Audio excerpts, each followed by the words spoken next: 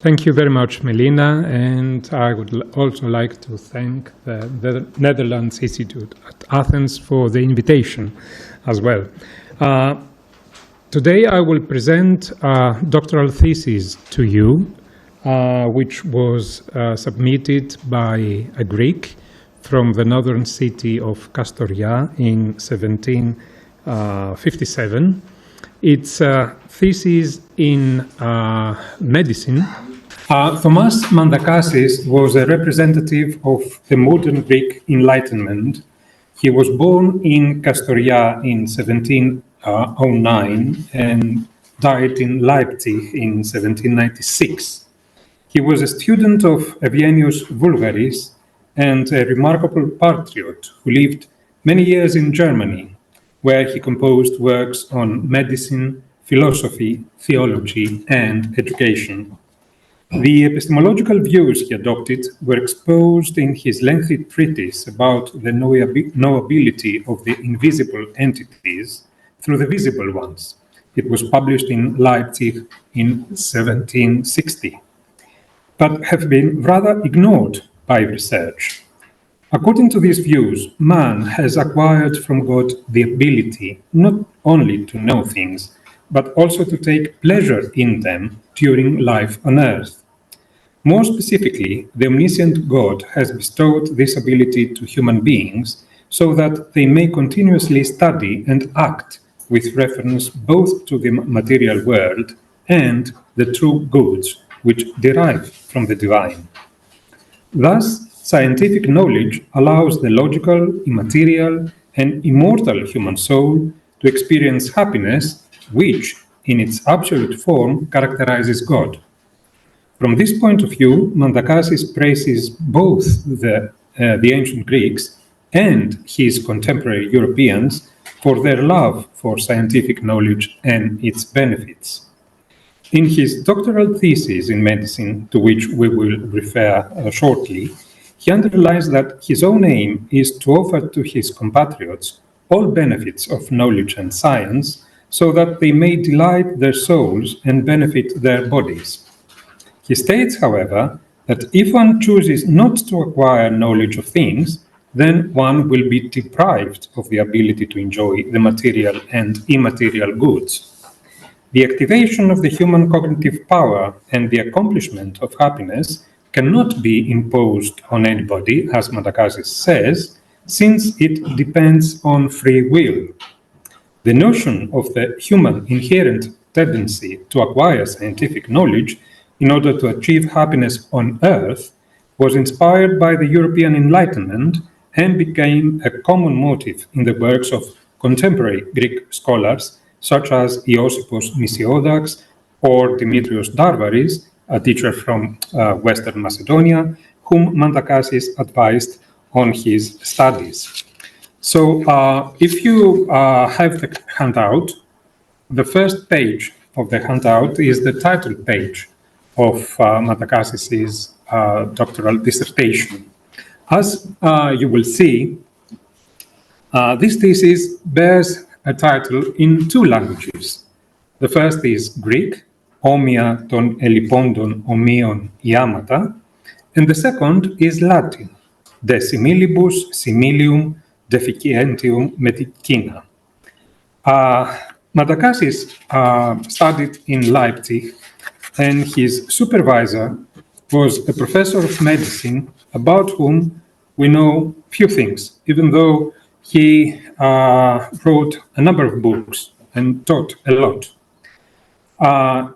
The thesis was supervised, as we see, by the German physician and naturalist Johann Ernst Hebenstreit. He was born in 1703 and died in 1757. Whose own writings were based on the works of ancient Greek physicians. Thus, it could be supposed that Hebenstreit recommended the particular topic to Mandakassis and allowed him to use his library. Hebenstreit was a student at the University of Leipzig, where in 1728 he earned his philosophy degree, and 1 year later he obtained his medical doctorate. In 1731, he became a member of the German Academy of Sciences. In the same year, he was appointed by Augustus II to head an expedition to Africa to collect natural history specimens and to procure wild animals for the royal menagerie. Unfortunately, the mission was discontinued 2 years later, and Hebenstreit returned to Leipzig as a professor of medicine. In 1737, he became professor of physiology, anatomy, and surgery, and in 1748, he was appointed dean of the medical faculty. Among Hebenstreit's numerous written works were an influential 1751 study of forensic medicine and an illustrated catalogue involving a collection of minerals, fossils, and gems. Hebenstreit knew both the ancient Greek language and literature. He made a publication of a work of Aetios of Amida, who was among the earliest recorded Greek Christian physicians. In 1751 in Leipzig, he published a book on the explanation of medical terms consisting of 530 pages, and in it he cited many passages from ancient Greek physicians. In all his writings, he used to cite Hippocratic, Galen, etc. Unfortunately, we don't know how and when he learned Greek, and of course, no monograph has ever been composed about him. The same goes for Mandakassis as well. During the period of his studies in Leipzig, the rector of the university there was Johann Ernst Hebenstreit, his own brother. He was an eminent professor of theology, and as he was also expert in both theology and literature, he could probably have encouraged Mandakassis to further specialize in philosophy and theology after his studies in medicine. So let us now go to the doctoral study of Mandakassis to see why he chose this subject and how he defended his own thesis. As you see on the title page, his viva examination was in January, the 14th of January, 1757. It lasted 3 hours, and he signs in Greek letters Thomas Mandakassis Kastorianos, that is from Kastoria, Makedon, Macedonian, a student of medicine. The doctoral dissertation starts with a preface, a dedication to the Greek compatriots of Mandakassis, who were there in Leipzig, and we know that in Leipzig the Greek community was very important. So he states that he's willing to help them, to allow them to know things about medicine, because it is very important for them to know things which will help the logical, immaterial, and immortal human soul they all have, so that they can experience happiness, which in its absolute form characterizes God. This dissertation consists of 28 pages only, and is divided into 6 chapters. The first chapter is about keneagia, vasorum inanitio. The first chapter is only 2 pages chapter. The second one, which is 2.5 pages, is about weaknesses, weaknesses of the body. The third chapter, 4.5 pages, is about weaknesses which are due to keneagia, the vasorum inanitio.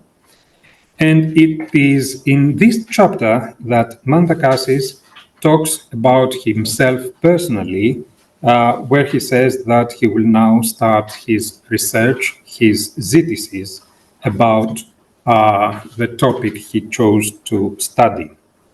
The fourth chapter, consisting of 4 pages, is about the indications we have how we fill in things which are missing from the human body. Mandakassis uses fragments from the Hippocratic corpus on page 6 you will see that we can count 28 references to 9 works of the Hippocratic corpus. Aforismi περί διέτης ενοξέσει νούσων, επιδημιών, book 6, περί νούσων, περί παθών, περί τέχνης, περί τροφής, περί φυσών, and προαιρετικών βιβλίων. And there are also 17 references to 10 works of Galen. Περί μαρασμού, υγιεινών λόγος alpha and delta, περί πεπονθώτων τόπων, περί ευχημίας και κακοχημίας, περί αιτίων συμπτωμάτων, θεραπευτικής μεθόδου, book 2, 4 and 10, περί τροφών δυνάμεως, υπόμνημα εις Ιπποκράτους προγνωστικών, υπόμνημα εις το Ιπποκράτους επιδημιών, and κατάστασης τέχνη. So, if we turn to the handout, the third page, we also see there that in the notes, Mandakassis uses also references to works of ancient philosophers as well. So, the topic is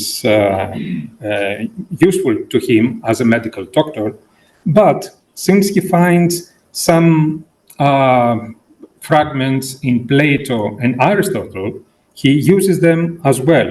For example, he refers to Aristotle, ώμοιων ομοίο εφίεται. He refers to Plato, ομοιότης της φιλότητος μήτηρ, and to Plato again, ο παλαιός λόγος ον έχει ως ώμοιον ομοίο πελάζει, etc. So, the remarkable thing is that his proofs derive from ancient Greek authors. He doesn't cite modern European authors. He refers to ancient Greek authors. And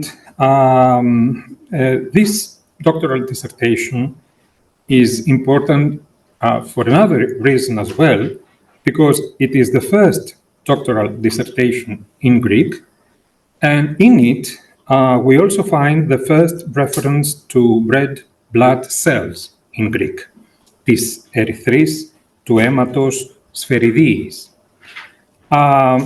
Why was it composed in Greek?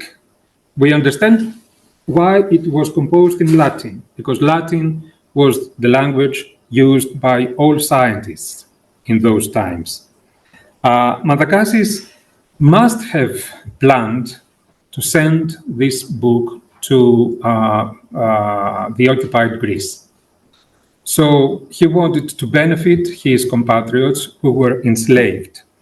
And together with the international career of this book, since it was composed in Latin, Mandakassis aimed to send copies of these books to the occupied Greece as well.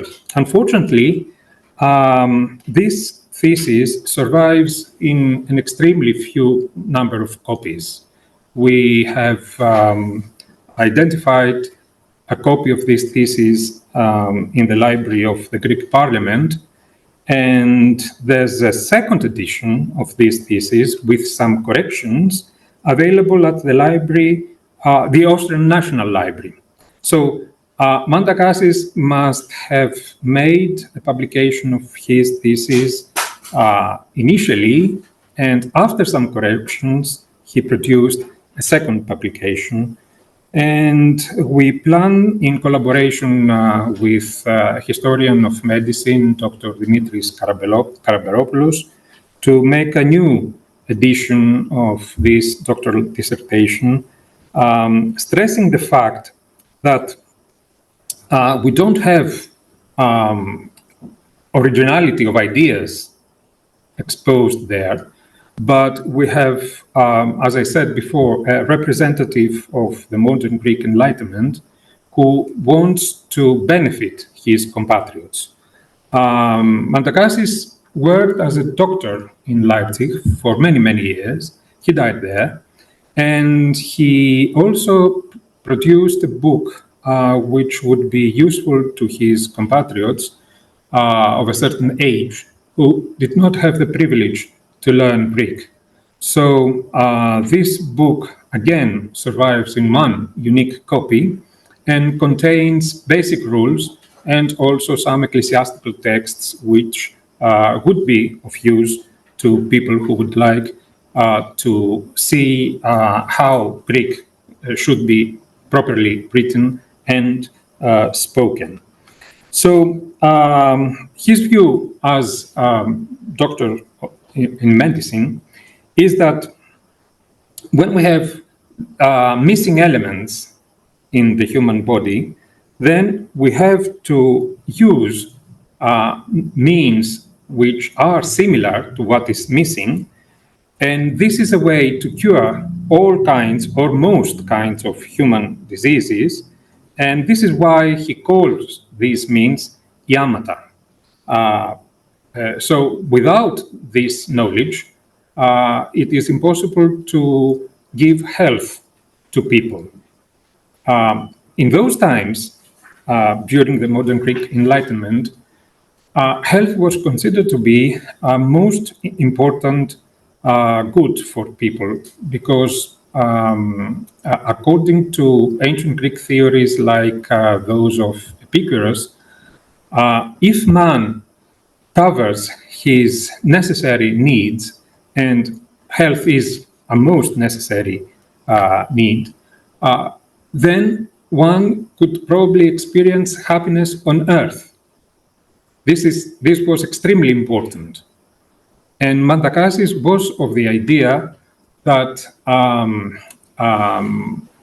Greek education does contain things which can be found both in books from Greek philosophers of the past and in conjunction with Christian theories, together with influences from scientists in European universities. All this give what a Greek needs in order to feel happy after he regains his freedom from the Ottoman Empire. So Mandakassis unfortunately has not survived. I mean, if you see a history of modern Greek philosophy, you will find a few things about him. We don't know if he had any students. We do not know to whom he taught what he had to teach. We only know that he helped many compatriots, important compatriots, like Eugenios Voulgaris, publish their books in Leipzig. In Leipzig, it was easy for people to read books openly and publish books with ideas which were useful to others. And we also know that Mandakassis composed a very important treatise, a lengthy treatise of about 600 pages about the knowability of invisible entities through the visible ones. In it, it is clear that we talk about someone who is a lover of sciences, one who knows medicine extremely well, and one who is a faithful Christian because he considered Christianity to be a pillar of the Greek race as well. Thank you very much for your attention.